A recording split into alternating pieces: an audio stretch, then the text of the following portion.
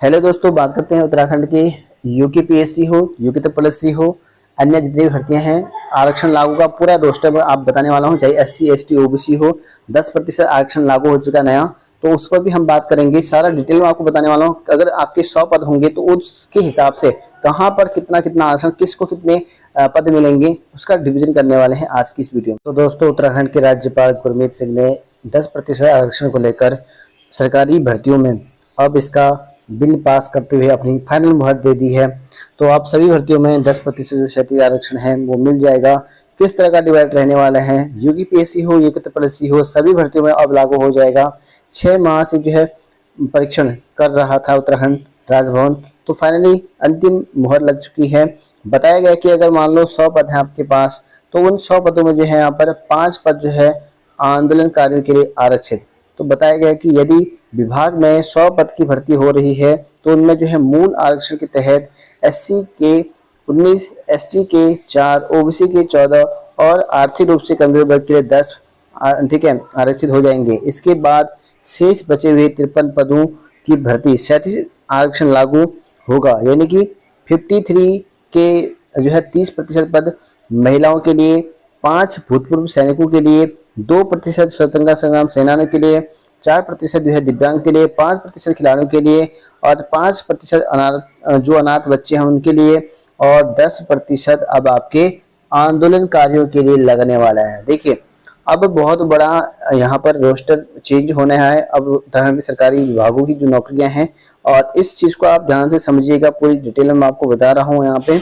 अगर मान लो कोई 100 सीटें हैं, उन पर जो है पहले तो एससी एसटी ओबीसी, ये एक जो मूल आरक्षण होता है, एससी एसटी ओबीसी और जनरल, ये 4 मूल मतलब 2 तो 3 तो आरक्षण होते हैं, जनरल तो जनरल ही रहा वो, ठीक है। तो 3 आरक्षण होते हैं, ये तो आपके मूल आरक्षण हुए। यानी कि अगर 100 पद हैं तो 19 के पद जैसे एससी के लिए हो गए, ओबीसी 14% लगता है, ठीक है। सॉरी, 4 आरक्षण बीच में एक ईडब्ल्यूएस भी आ जाएगा, ठीक है। और एसटी के 4 पोस्ट हो जाएगी, 4% एसटी को मिलता है, एससी को 19% मिलता है, ओबीसी को 14% मिलता है, 10% ईडब्ल्यूएस को मिलता है। तो ये आरक्षण में 4 कैटेगरी हो चुकी हैं जो मूल आरक्षण है। उसके बाद जो जनरल की पोस्ट बचती हैं, जो हमेशा जनरल की रहती हैं, जनरल में कोई भी जा सकता है इसमें, चाहे एससी हो एसटी हो, जिसके ज्यादा नंबर होंगे उस हिसाब से जाना पड़ता है, ठीक है।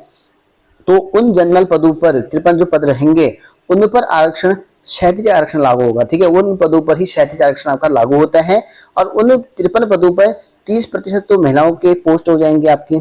उसके बाद 5% आपके भूतपूर्व सैनिकों के लिए हो जाएंगे, 2 पद आपके 2%, ठीक है, उनका इस नंबर का 2% निकालना, तो स्वतंत्रता संग्राम सेनानियों के लिए हो जाएंगे।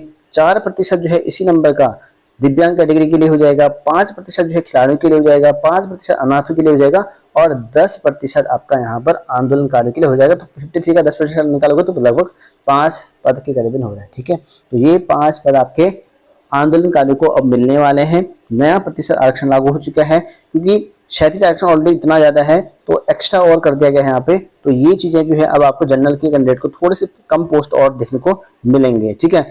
बाकी एससी एसटी ओबीसी को मतलब घाटा नहीं हो रहा है इसमें, लेकिन जनरल कैंडिडेट को ही जो है इसमें घाटा हो रहा है। लेकिन फायदा हो रहा है यहाँ पर जो 10% आरक्षण है आंदोलनकारियों के लिए, इनके लिए तो बहुत अच्छी खबर है, जिनके लिए आरक्षण लागू हो रहा है, जिसलिए सरकार ने लगभग 5-6 महीने से लगातार ड्राफ्ट बना रही थी। फाइनली उस पर जो है परीक्षण करने के बाद फाइनल मुहर लग चुकी है। अब आगामी जितनी भर्तियां होंगी ना, आपके यूकेपीएससी कराए, यूके त्रिपल कराए, सब में 10% आरक्षण वो लग जाएगा, ठीक है।